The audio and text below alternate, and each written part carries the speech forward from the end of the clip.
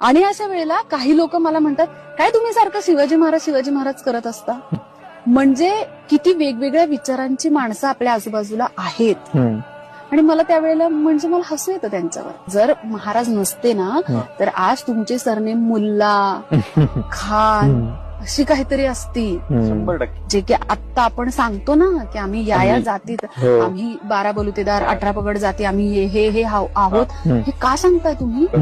मला काय वाटतं ना की माझ्या आजूबाजूचा तोच माणूस खरा आत्मा आहे जो कुठल्याही किल्ल्यावर गेल्यानंतर महाराजांना फील करतो. म्हणजे रायगडावर गेल्यानंतर आपल्याला जेव्हा रायगडाची माहिती सांगतात त्यावेळेला इमॅजिन कर ना की महाराज इथून चालत होते, महाराजांनी इथून सगळं केलं, इथे महाराज बसायचे. हे फिलिंग्स आहेत ना, हे खूप महत्वाचे आहेत आपल्यासाठी. तर ते फील करता आलं पाहिजेत आणि ते फक्त आणि फक्त महाराजांना जो मानतो तोच माणूस करू.